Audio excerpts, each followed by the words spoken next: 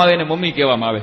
હા, પણ મારા ધર્મ એક હમણાં રાતે 3 વાગે ઉભો થયો, ઉઠે. મને ઘણી વખત ડાયરામાં નીંદર, આ પ્રોગ્રામ હાલતો નીંદર ન આવતી હોય એટલે ડોક્ટર રાદડિયા સાહેબ મને દવા આપેલી. મને કે ક્યારેક આવી એકાદ ટીકડી લઈને સૂઈ જાઉં. એટલે હું સૂઈ ગયો હતો. મને ટીકડી આપેલી, હું સૂઈ ગયો હતો. રાતે 2 વાગે મારા ધર્મપતિએ મને ઉઠાડ્યો. મને કે ઉઠો. મેં કીધું કા?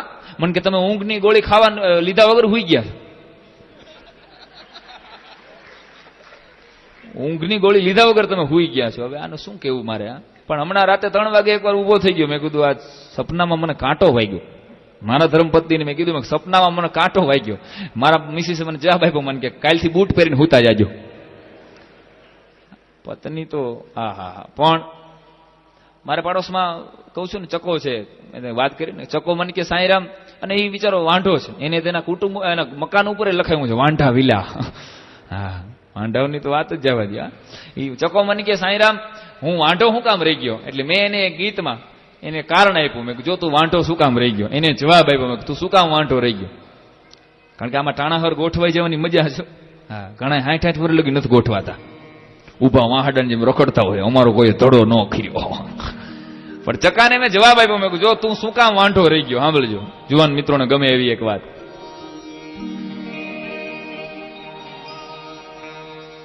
ગોરી છે કાળી છે, આ તો નખરાળી છે, ચાલ છે પાતળી, થોડી વટવાળી છે. ગોરી છે કાળી છે, આ તો નખરાળી છે, ચાલ છે પાતળી, થોડી વટવાળી છે. આવા નાટક તું કરતો રહ્યો, તું એના લીધે વાંઢો રહી ગયો, વાંઢો રહી ગયો, જેના લીધે વાંઢો રહી ગયો.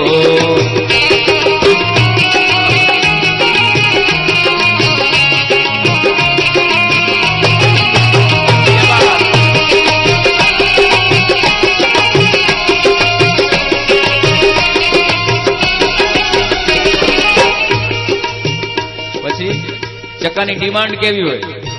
ચોઈસ ઘણાની બહુ ઊંચી હોય ને, એમાં હેરાન થાય. ઐશ્વર્યા રોઈ જેવું હોય, જેનું ફિગર માધુરી દીક્ષિત જેવી હોય, જેની નજર ઉપમનીષા જેવી, જેની કાતિલ કમર કરિશ્મા જેવી, નખરાળી નાની ઉંમર. આવા સપનાઓ જીવનમાં જોયા ઘણા, તારી કન્યાના માગા તે ખોયા ઘણા, ખોયા ઘણા, ખોયા ઘણા.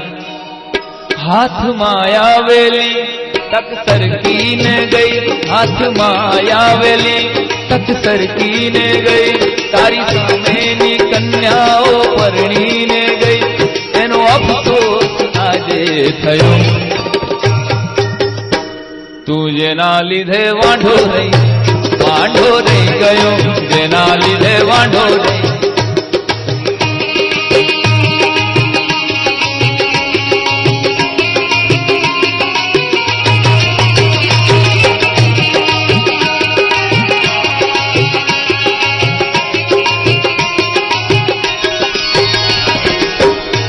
પછી મને કે યાર મને તકલીફ થાય. શું? રોજ સપનામાં મારા મધુબાલા આવે. ક્યાંનો ક્યાં જાય? રોજ સપનામાં મારા મધુબાલા આવે, મીના કુમારી આવીને પાણી ભરે, સુરૈયા મારા રસોડામાં પૂરી વણે, સુરૈયા મારા રસોડામાં પૂરી વણે, ઓલી નરગિસ મારી પાસે એકડા ભણે. રોજ સપનામાં આવીને બાળે બધા, મારી વાતો તો કેવી ઉડાડે બધા, ઉડાડે બધા, ઉડાડે બધા. ગામમાં જેને મેં તો લગનનું કીધું, ગામમાં જેને મેં તો લગનનું કીધું, એણે પેલા તો શાંતિથી સાંભળી લીધું, પછી આવીને રખડી બાંધી. મને તારીનો તાલ આપો. તું જેના લીધે વાંઢો રહી ગયો, વાંઢો રહી ગયો, જેના લીધે વાંઢો રહી ગયો. ગોરી છે કાળી છે, આ તો નખરાળી છે, ચાલ છે પાતળી, થોડી વટવાળી છે. આવા નાટક તું કરતો રહ્યો, વાંઢો રહી ગયો, વાંઢો રે એ બા, જેના લીધે વાંઢો રહી ગયો. વાંધો નહીં, એકારે તાલી વગાડજો. પણ કુંવારા છે ને એને જ વગાડ્યું. કુંવારા માટે તો હું કાયમ કહું છું કે મઠના ખેતર માળો નહીં, મઠના ખેતર માળો નહીં, પાણીને હુંફાળો નહીં. મઠના ખેતર માળો નહીં, પાણીને હુંફાળો નહીં, ઉંદરને ઊંચાળો નહીં, નાગર બચ્ચો કાળો નહીં, અને કુંવારાને હાળો નહીં.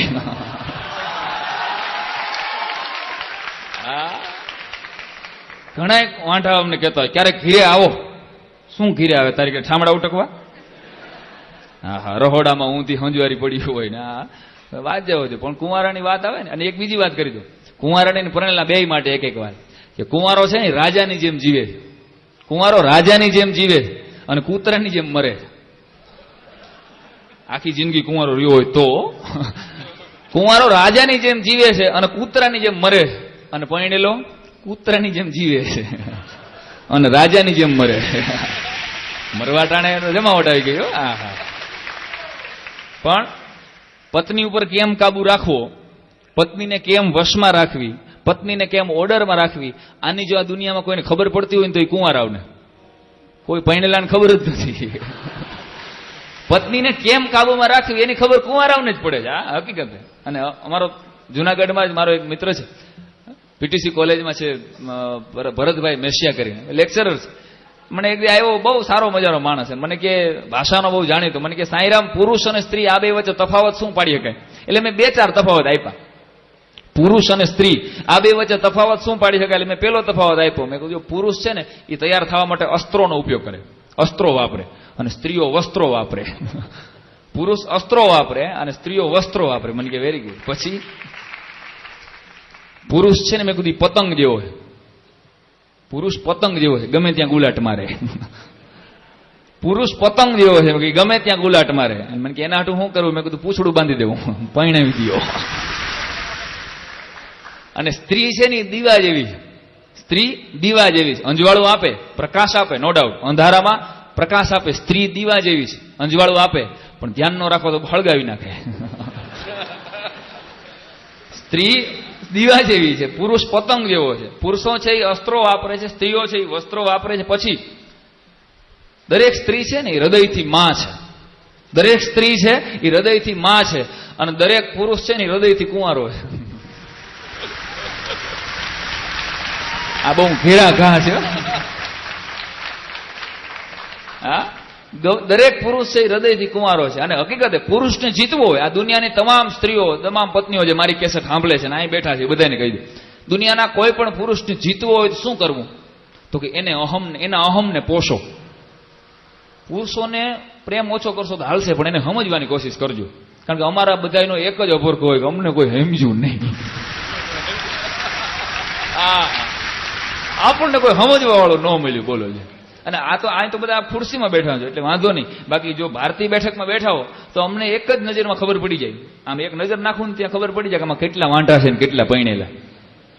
એક ઘાય ખબર કઈ રીતે પડે એની એક વાત કરી. કારણ કે પૈણેલા હોય ને એ આમ બેઠા હોય, આમ.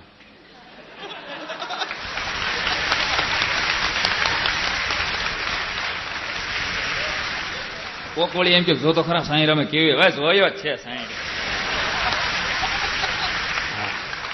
એ બિચારો ઘરનો દાજી ગયેલો હોય, એટલો બધો ટેન્શનમાં હોય ને, ગમે એવી કેસેટ, સાહિત્ય, જોક્સ બધું એક બાજુ હોય, એને કાંઈ નથી, વાત જ ન હોય. અને એમાં બરાબર પુરુષની વાત આપણે કરતો તો પુરુષને, દુનિયાના કોઈ પણ પુરુષને જીતવો હોય તો એના અહમને પોષો બસ. અને બીજી વાત કે દુનિયાની કોઈ પણ પત્નીને જીતવી હોય, પત્નીને, સ્ત્રીને જીતવી હોય તો શું કરવું? એની પ્રશંસા કરો. હા હા, આજ તું એવી સરસ લાગે છે ને, અસલ તારી બા જેવી.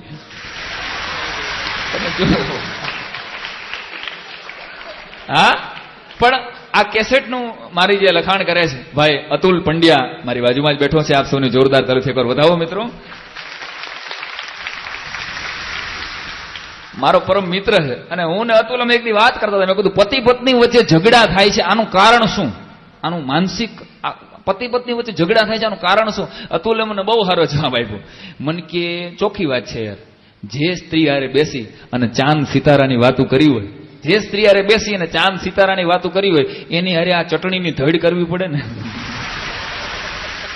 પછી તો વાસ્તવિકતામાં આવી જાય ને, ચટણી ને ખાંડ ને એની ધડ કરવી. જેને હારે કોણી કોણી કલ્પનાઓ જોઈ હોય એના હાટું પછી કેરોસીનની લાઈનમાં ઉભું રહેવું પડે ને. આ એક જ કારણ છે પતિ પત્ની વચ્ચે ઝઘડો થાય છે. અને એથી મોટો એક નાનકડો સાહિત્યકાર છું એટલે એક વાત કરી દઉં મિત્રો. સુખ અને સફળતા આ બે વચ્ચે તફાવત છે. સુખ અને સફળતા આ બે વચ્ચે તફાવત શું? તો કે તમને ગમતું મળે એ તમારી સફળતા કહેવાય. કે ભાઈ તમારે જે ગમતું હોય તમે મેળવીને લ્યો એ તમારી સફળતા કહેવાય. હાલો આપણે જો મેળવીને લીધું હોય, ગમતું મળે એને સફળતા કહેવાય, અને મળે ઈ ગમે એને સુખ કહેવાય. બધા હે, તમને ગમતું તમને મળી જાય એ તમારી સફળતા છે, તમે મહેનત કરી. પણ તમને મળે એ તમને ગમવા માંડે એ તમારું સુખ છે. અને એથી મોટી વાત અંગ્રેજી વાક્ય એક મને બહુ ગમે છે, તમે સમજદાર વર્ગ બેઠો છો એટલે યાદ કરાવી દઉં કે success is not an key of happiness. કોઈ એમ કહેતું સફળ થઈ જાય એટલે શાંતિ મળી જાય, તો ભલામણ મેલની અંદર કે 25 કરોડના બંગલામાં દીકરીઓ આપઘાત ન કરતી હોત. જો બંગલામાં સુખ હોત અને ઝૂંપડામાં દુઃખ હોત, એમ કે દુઃખ ગરીબાઈમાં દુઃખ છે ધારો કે, તો ગરીબની કોઈ દીકરી છે એ ભલામણ જિંદગી નો કાઢી નાખતી હોત. વિધવા બાઈ છે એ 2 દીકરા હાટું ધણી ગુજરી જાય પછી આખી જિંદગી પારકા કામ કરીને ઘર નો ઉજારે. કહેવાનો અર્થ એ છે કે success is not an key of happiness, but happiness is the key of success. સાંભળો પણ તમે અડધેથી આખું સમજી જાઓ છો, હજી હું અડધે પહોંચ્યો. Success is not a key of happiness, but happiness is the key of success. If you are happy, whatever you do, then you will be success. તમે જે કામ કરો છો એમાં તમે રાજી રહ્યો ભલામણા, જે કુદરતે આપ્યું છે બસ એમાં રાજી રહ્યો એટલે કોઈ જિંદગીમાં દુઃખી ન થાવ તમે. હા, અને આ બધી વાત આવી પતિ પત્નીની. અને ઘણા બધા અહીં જેટલા આવ્યા છો ખરેખર એ બધા પતિઓ, જેટલા પતિઓ બેઠા છે પતિ પત્ની સાથે આવ્યા, ખરેખર જેટલા પતિદેવો આવ્યા છે એ બધા નસીબદાર છે. કારણ કે પત્નીની હાજરીમાં દાંત કાઢી શકો.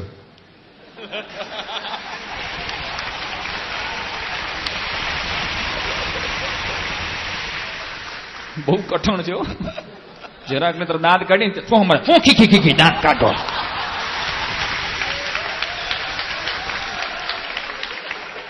હવે મારે દાંત ન કાઢવા? તું જે દી ની બટકી ગઈ તે દી નો દાંત નથી કાઢી શીખ્યો. હા હા, પતિ પત્ની બધાય પણ. અને એક ભાઈ મને પૂછેલું, મને કે પતિ અને પત્ની આમાં પતિના પ્રકાર કેટલા? આ દુનિયામાં ક્યાંય નહીં સાંભળ્યો એવી બે વાતો આજ કેવી છે મારે દંપતિના દેકારામ. પતિના પ્રકાર કેટલા?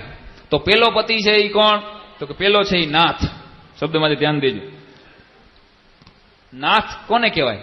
એની દરેક 6 પ્રકાર છે પતિના. પછી 6 પ્રકાર પત્નીઓને સંભળાવું, એનું રાખવું પડે ને બેલેન્સ, નકર આંડે આંડે જીવ કાઢી નાખે આ બધા.